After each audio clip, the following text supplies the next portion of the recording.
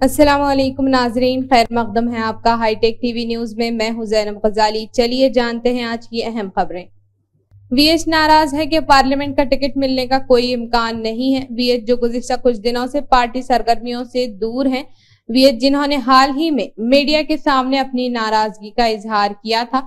जब ये बात सीएम रेवंत रेड्डी को पता चली तो वजीर आला ने पीसीसी के वर्किंग सदर महेश कुमार गौड़ से बात की। महेश कुमार गौड़ ने हनुमंत राव के साथ लिया और इन्हें सीएम रेवंत रेड्डी के साथ लाया। वजीर आला से मुलाकात करने वाले वीएच ने कहा कि वो हर तरह से इनके साथ खड़े होंगे। सीएम रेवंत रेड्डी ने तमाम कायदीन से मुलाकात का ख्याल रखा। श्रीकाकुलम शहर के हुदूद में 80 फीट रोड पर आनंदमाई कन्वेंशन हॉल के सूरमपल्ली रमेश वलद मुमताज डॉक्टरों और जनसेना के रहनुमा डॉक्टर दनीति सुदेर ने दूल्हा और दुल्हन को आशीर्वाद दिया। जगन और दीगर ने इस्तकबालिया प्रोग्राम में शिरकत की। रियासती एससी सेल के जनरल सेक्रेटरी गौरा सुरेश, हल्के के तेलुगु यूथ सदर केबादी राजू और एएमसी के साबिक चेयरमैन कोराडा वेंकटराव से श्रीकाकुलम हल्के के गड़ा मंडल श्रीकरमन ग्राम पंचायत में एक बशुक्रिया मुलाकात हुई। श्रीकाकुलम हल्के के साबिक एमएलए गुंडलक्ष्मी देवी और टीडीपी कायदीन गुंडसारत और बागु ताउदू समम्मा संगाराव कनुकू गोविंदा ने श्री एस्त्रली गांव देवी फेस्टिवल के मौके पर 62 घरों में शिरकत की। मेगा स्टार चिरंजीवी के बेटे रामचरण की सालगिरह संदीप धानपला की तरफ से पूजम्मा मंदिर केपीसीएचबी और अखिला भारत रामचरण युवाका के तहत खून के अतिये की मुहिम का एहतमाम किया गया। बशुक्रिया श्री श्री पूजम्मा मां मंदिर कमेटी के सीनियर लीडरान कुकटपल्ली कांग्रेस पार्टी गोटी मक्कला वेंकटेश्वर राव जीवीआर जो मौजूद थे और खून का अतिया करने वालों को मुबारकबाद दी। बीआरएस पार्टी के वर्किंग सदर केटीआर ने एमपी रंजीत रेड्डी के पार्टी से कांग्रेस में शामिल होने की मजम्मत करते हुए इन्हें सियासी मौके परस्त करार दिया। केटीआर ने रंजीत रेड्डी पर तनकीद की कि वो इख्तिदार के हुसूल के लिए पार्टी को छोड़ रहे हैं और अपने कारोबार को महफूज कर रहे हैं। 2019 के पार्लिमानी इंतखाबात के दौरान एक सियासी नौवारिद होने की वजह से बावजूद पूरी पार्टी और कैडर की ने इनकी जीत के लिए अंत तक मेहनत की, जिससे वो पार्लिमानी रुकन के ओहदे तक पहुंच गए। ताहम पार्टी कैडर के कुर्बानियों और अज़्म के बावजूद रंजीत रेड्डी ने पार्टी को धोखा दिया और मुनहरिफ हो गए। श्रीकाकुलम टीडीपी जनसेना बीजेपी इत्तेहाद के असेंबली उम्मीदवार गोंडू शंकर ने कहा कि तेलुगु देशम वाहिद पार्टी है जिसने बीसी की तरक्की के लिए सख्त मेहनत की है और चंद्रबाबू नायडू बीसी के हामी हैं। टीडीपी जनसेना और बीजेपी इत्तेहाद के असेंबली उम्मीदवार गोंडू शंकर ने बुध को शहर के एक होटल में मुनक़दा बीसी अतमैया कालिका मीटिंग से खिताब किया।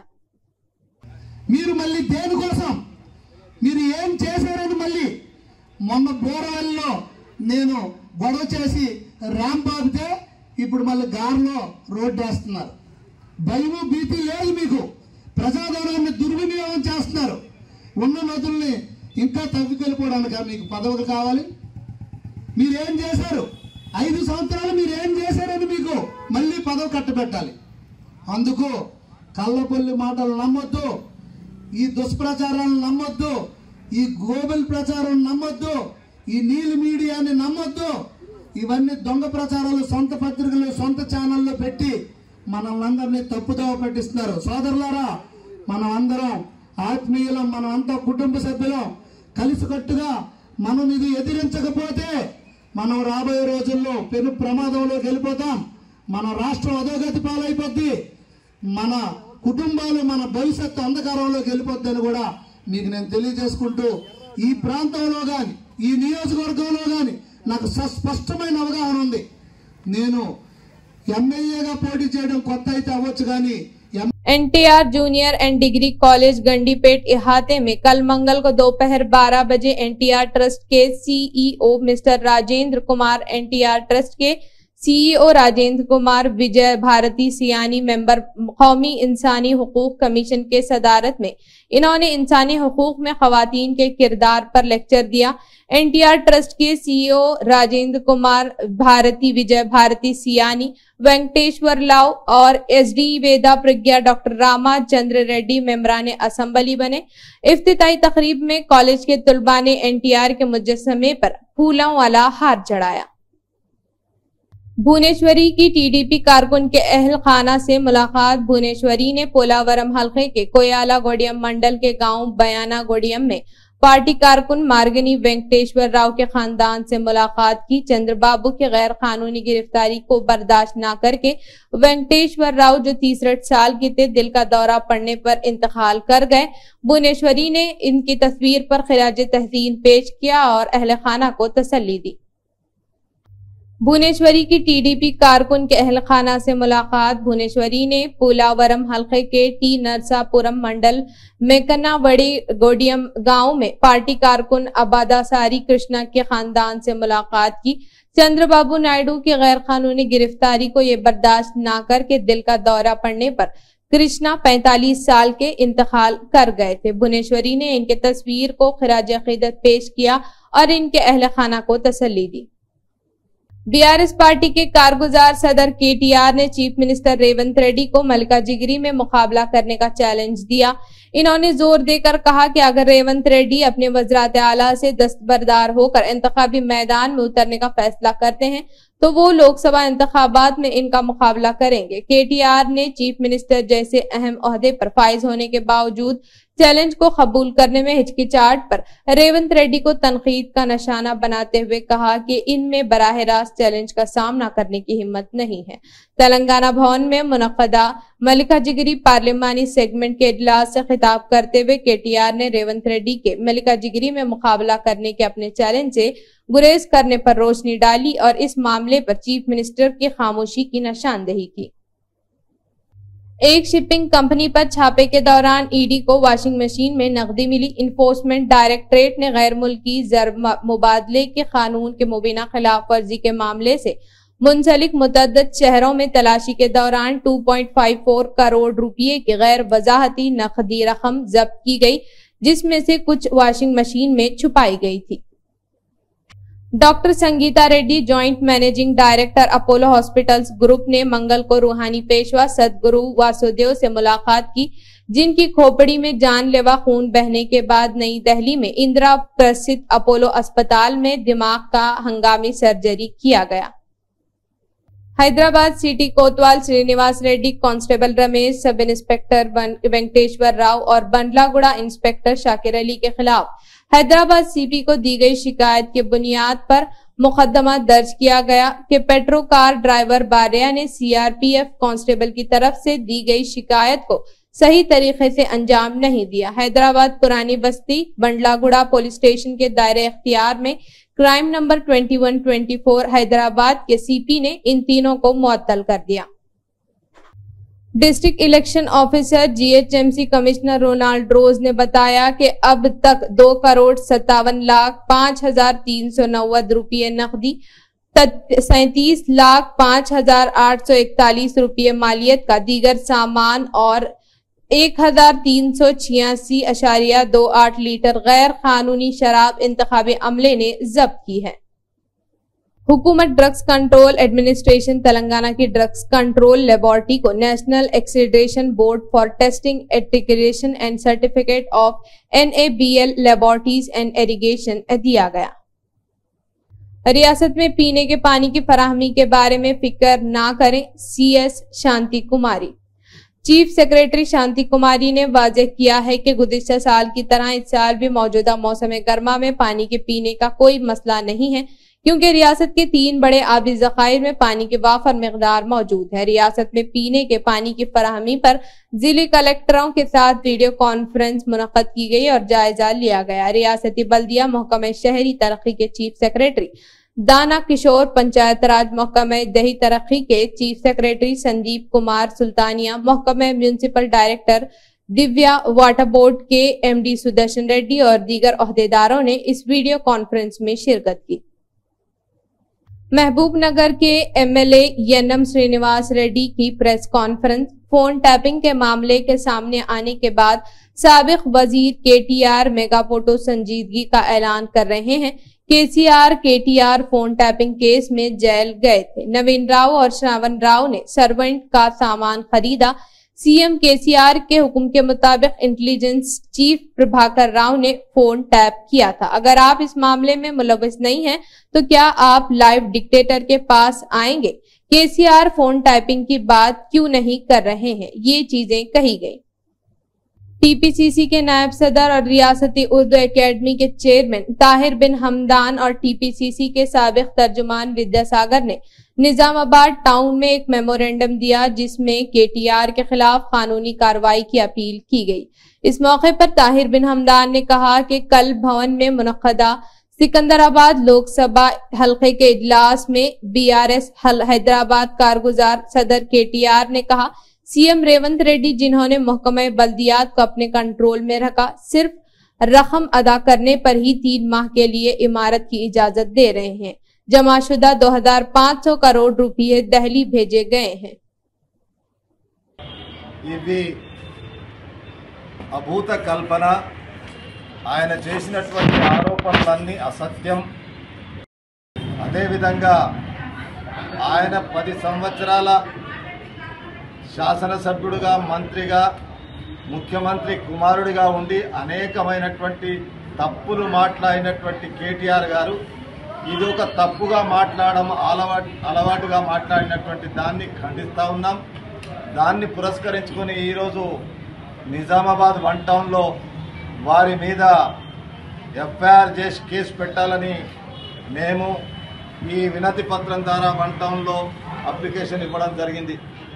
అయితే ఇలాంటి ఆరోపణలు గతంలో అనేక సందర్భాల్లో అనేక సార్లు అధికారంలో ఉన్నప్పుడు, అధికారం కోల్పోయిన తర్వాత వారికి ఏం అర్థం కాక ఇలాంటి ఆరోపణలు మాట్లాడుతున్నటువంటి విషయాన్ని ప్రజలు గ్రహిస్తూ ఉన్నారు.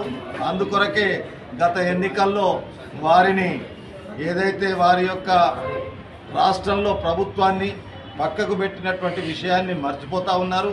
అందుకొరకే కేటీఆర్ గారు, మీరు ప్రజాస్వామ్య దేశంలో ఉన్నటువంటి వాళ్ళు, ప్రజాస్వామ్య దేశంలో మీకు 2 సార్లు ప్రభుత్వంలో అధికారం ఇచ్చినటువంటి తెలంగాణ రాష్ట్ర ప్రజలు ఈరోజు మీరు అబద్ధాలు మాట్లాడితే ప్రజలు నమ్మే పరిస్థితుల్లో లేరు. అందుకొరకే మేము ప్రజాస్వామ్యాన్ని రక్షించడానికి రాజ్యాంగం ఉన్నది కాబట్టి ఇష్టం వచ్చినట్టు మాట్లాడడానికి లేదు అనేటువంటి విషయాన్ని తెలియజేయడానికి ఈరోజు మీ మీద ఈ కేసు పెట్టడానికి 1 టౌన్లో అప్లికేషన్ ఇవ్వడం జరిగింది. మా రేవంత్ రెడ్డి గారు ప్రజల మనిషి. మా రేవంత్ రెడ్డి గారు ఏ కార్యక్రమం చేసినా ప్రజా అవసరాల కొరకు చేస్తూ ఉన్నాడు కాబట్టి రేవంత్ రెడ్డి గారి ముఖ్యమంత్రి మీద మరి ఒకసారి ఇలాంటి తప్పుడు వాగ్దానాలు, తప్పుడు మాటలు మాట్లాడితే ప్రజలు సహించరు, కాంగ్రెస్ పార్టీ కూడా సహించదని మీకు తెలియజేస్తాం. बीजेपी अनंतनाग यूनिट ने चीफ तर्जुमान जनाब डॉक्टर ताहिर हुसैन की निगरानी और यूटी में एक अहम मीटिंग में शिरकत की। इस मीटिंग में तमाम जिली ओहदेदारान मौजूद थे और आने वाले प्रोग्रामों और आने वाले इंतखाबात से मुताल्लिक अहम हिदायत सभी को इरसाल की गई।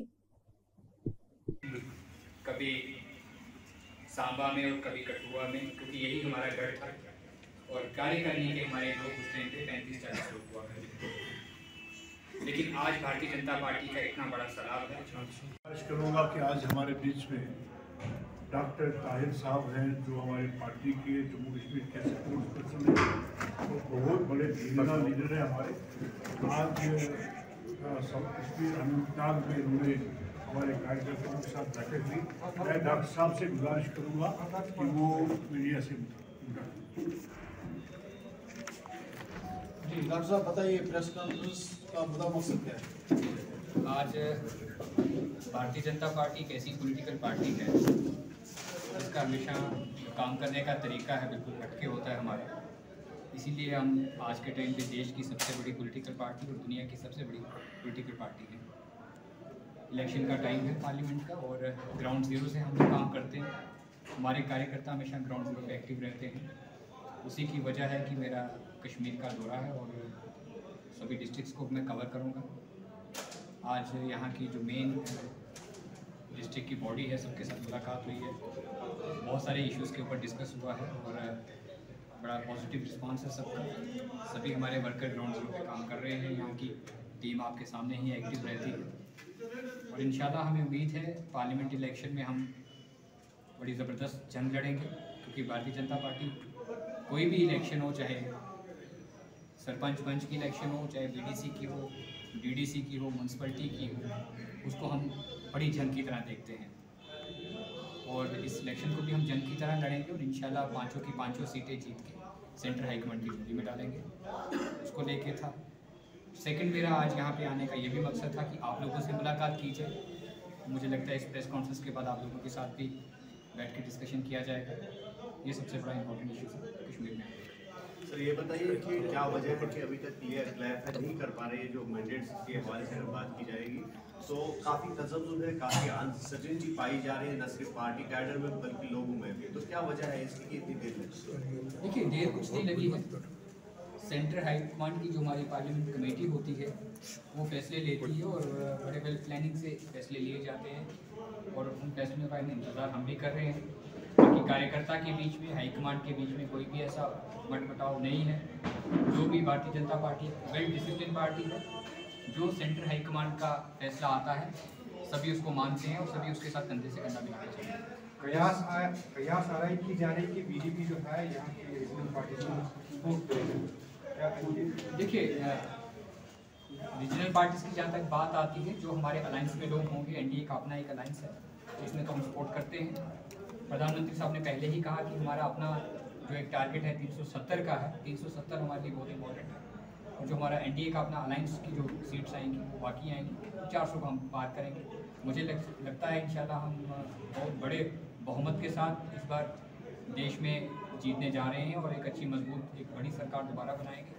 जो 140 करोड़ आवाम के जो ख्वाब हैं भारत देश को लेके, उनको पूरा करेंगे। सर ये बताइए कि जहाँ तक जो अपोजिशन बीजेपी की अपोजिशन पार्टीज है, तो हमेशा ये कहा जाता है कि बीजेपी प्रॉक्सी वार खेल रही है, तो बी टीम की पार्टी जिनको नाम दिया गया या सी टीम की पार्टी, तो ऐसा कोई रणनीति अपनाएंगे आप या ऐसा कोई प्लान है कि अगर बीजेपी किसी कॉन्स्टिट्यूएंसी में उसको लग रहा है कि वोट बैंक उसका इतना नहीं जा रहा है, तो दूसरे किसी बी टीम जो बोल रहे हैं तो बी टीम कैंडिडेट को सपोर्ट किया जाए? देखिए, बी टीम सी टीम रीजनल पार्टीज जो अपोजिशन पार्टीज है वो लोग ये चीज़ें कहते हैं। हमारी कोई बी टीम नहीं है, कोई सी टीम नहीं है। भारतीय जनता पार्टी अपने पे भरोसा करती है, अपने कार्डर पे भरोसा करते हैं, अपने कार्यकर्ता पे भरोसा करते हैं।